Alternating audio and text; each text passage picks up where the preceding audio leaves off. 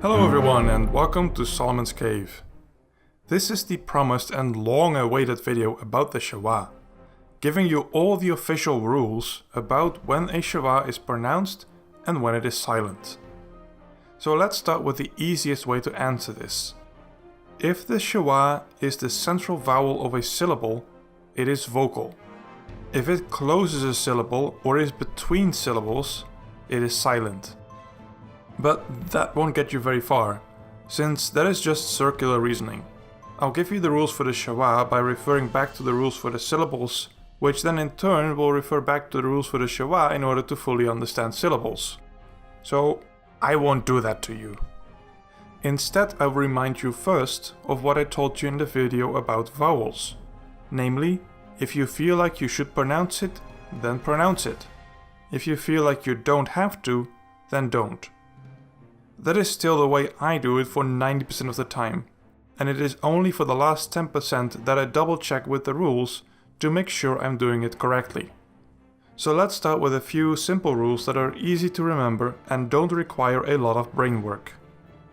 The first one is that if a Shewa is under the first consonant, it is always vocal, and if it is under the last consonant, it is always silent. So let's look at some examples. First, this word, you've probably seen it before. The Shewa is under the first letter, so it is pronounced Bereshith, and it still means in the beginning. Then this one, also a Shewa under the first letter, and so it is Me'od, and it means very. Then here is a Shewa under the closing kaf, but it is silent because it is the last letter. Hence, Thelech, which means you will go. And then this one, with the Shewa under the final tav, Ath, which means you, in the feminine singular form, so think of you, lady. The next indicator we should look for is doubles. And the first kind of double we should look out for is a double Shewa. Do we have two Shewas in a row? Then the first one is silent and the second one is vocal. With one exception, and that is if the second Shewa is under the last consonant. In that case, the previous rule kicks in and both become silent. And then the second kind of double we should look out for is if you have the same consonant twice, and the first of those identical consonants has a Shewa underneath it, then it becomes vocal. Well, let's first look at two Shewas. The first one is silent, and the second pronounced. So we pronounce this as Ishtecha, and it means your wife. And then the next one is an example of two Shewas at the end of a word. Both are silent, and so the pronunciation becomes Vayevk, which means he wept. And then finally, we have a double consonant. In this case we have two lamets in a row, with a Shewa under the first of those. It is therefore vocal, and we pronounce it as Hallelu. This means praise, as a command, so you must praise. So what's next? Well, let's look what happens when there is a Dagesh nearby. For example, if the Shewa is under a Dagesh forte. If you remember from my video about syllables, the first one of those doubled consonants always gets a silent Shewa, and the second one gets the full vowel, in this case a vocal Shewa. Option 2 is if the next consonant has a Dagesh. In that case, the Shewa is silent. Simple enough, eh? So let's look at some examples. First, this word. The Shewa is under the mem, and the mem has a Dagesh forte. If we spell that out, we get two mems, both with a Shewa. And then it's very similar to if you have two Shewas in a row, with the first one silent and the second one vocal. So let's zip it back together, and we see that it is pronounced as Hame Oroth, which means the lights. And then the second example has two Dagesh fortes. So let's spell them all out. The first Yod gets a silent Shewa, and so does the first P. So then if we zip it back together, we see that it is pronounced as Vayipelu, which means they fell. And then a Shewa that is followed by a Dagesh. so that would make it silent. Hence, yichtov, and it means he will write. And this example, again the Shewa preceding the Dagesh, thus we get Merkava, which means chariot or war chariot.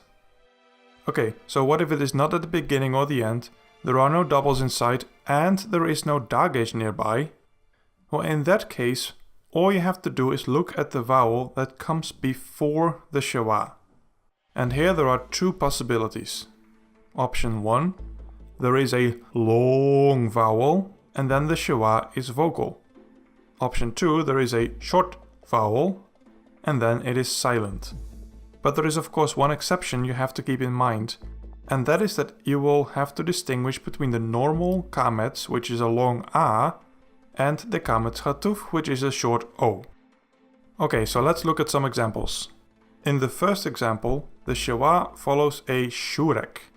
A shurek is a long U sound, so it is a long vowel.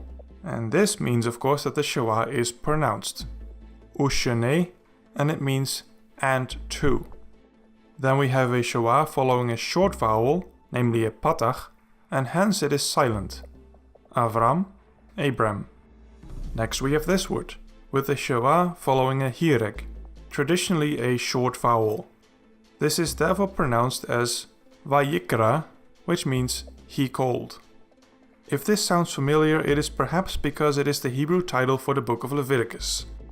And finally, a Shewa following a tzarei, which is a long vowel, thus it is a vocal Shewa, leading to the pronunciation of yeshavu, and it means they will sit or they will dwell. Are there any other rules for the Shewa? Well, yes and no. Yes, there are some more rules that are basically the same thing, or they say the same thing, but with different words. Also yes, there are some other rules that basically or essentially lead to the same result, but via another approach. So altogether I would say no, these rules that I gave you should basically solve everything. So let's summarize all the rules that I've discussed here. 1. Is it at the beginning or the end? Beginning is vocal, end is silent. 2. Are there two things in a row? Two Shewas means the first is silent and the second is vocal, except for at the end then both are silent. Are there two identical consonants with a Shewa under the first, then it is vocal. 3.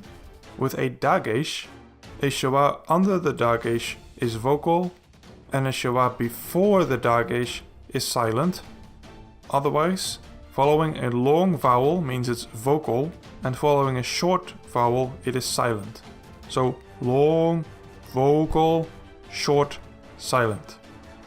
Here is something that may help you remember the rules. Be to Dave. Remember Uncle Dave? Now you have to be Uncle Dave too. In fact, you have to become even more Dave than Uncle Dave. So you have to be to Dave.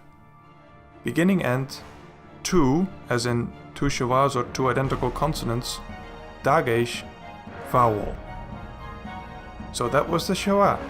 If you want to stay up to date with news and announcements, follow me on social media, and don't forget to like, share and subscribe.